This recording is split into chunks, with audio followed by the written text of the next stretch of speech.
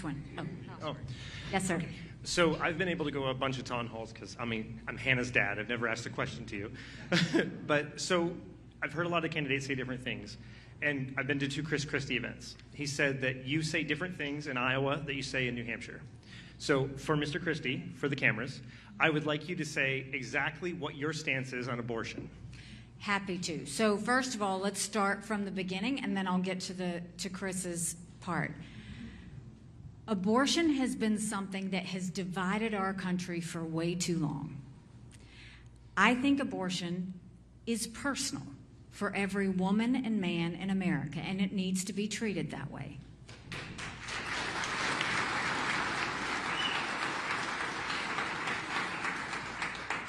I personally am unapologetically pro-life, not because the Republican Party tells me to be, but because my husband was adopted, and I had trouble having both of my children.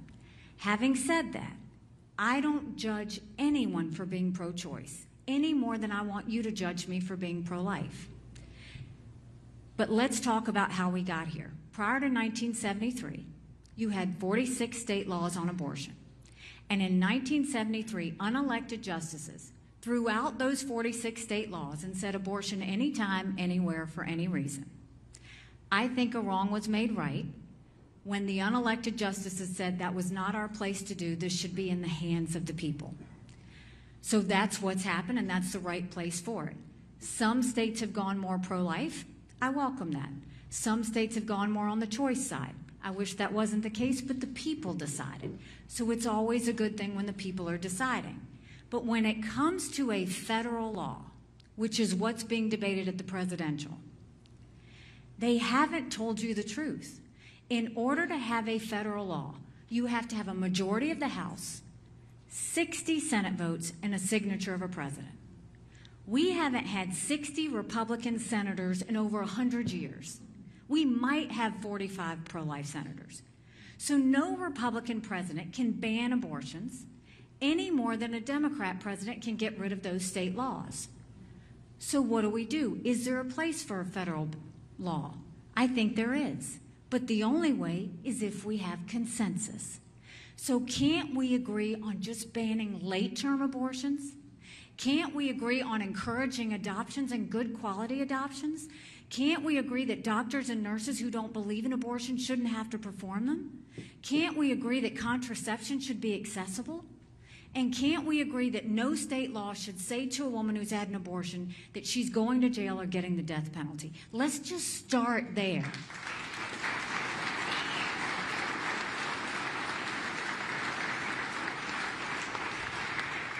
They have demonized this issue for too long. I'm going to humanize this issue. Our goal is, how do you save as many babies as you can and support as many moms as you can? I had a roommate in college who was raped.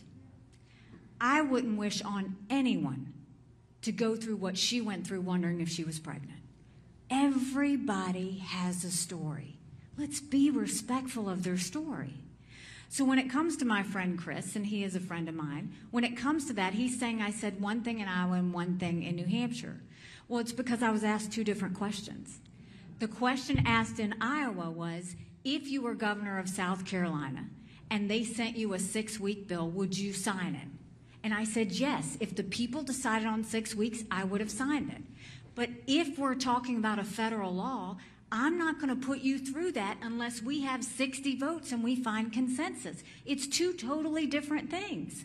That's not having 2 different views. That's actually very consistent. But what I will promise you is the days of demonizing that issue are over.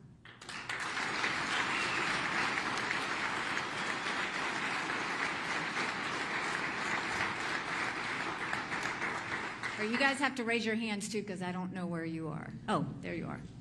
Yes, ma'am. Hi, I am a next-gen pastor, and I work with young people all the way up to 26. And I would like to know if there's anything that you think that that a president could do to help with the high suicide attempt rate, the depression rate, the mental health that is happening to our children. It is devastating, and like as a youth, someone who works with youth, I feel like my hands are tied because I go with them to the hospital, and they sit in a cot, and they wait in the hallway for 20 hours for a 15-minute iPad conversation with somebody who's not even there. And they send them home and say, "You're okay." And then they're back the next day because they attempted again. Mental health is the cancer America has refused to deal with. And it's gotten even worse since COVID. We're seeing more anxiety, more stress, more depression than we've ever seen before, especially in young people. 1 in 3 people have a mental health issue. But if treated, they can live a perfectly normal life. The problem is we don't have enough therapists. We don't have enough mental health clinics. And if you can't get one of those, if you fall into some sort of depression and mental health issue, you could fall into addiction, trying to calm the pain. We don't have enough addiction centers in this country. And if you happen to be lucky enough to get one of those 3 things, insurance doesn't pay for it.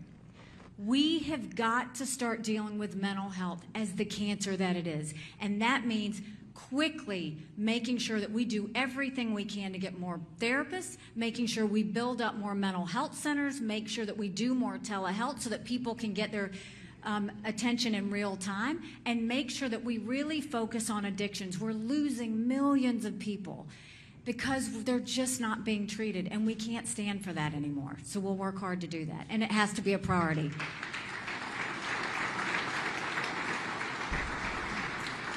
Yes, ma'am. Thank you. Mrs. Haley, it's so great to have you back. Thank you. I love the way you talk about hard truths, so here comes the hard truth. I totally agree with you about President Trump's what he brings to our country at this point with the chaotic behavior. But the hard truth is that in the polls, he's got well over 50%. And I'm wondering if it came to it, which I hope it doesn't, but if it comes to it and he becomes president again, would you consider the vice presidency?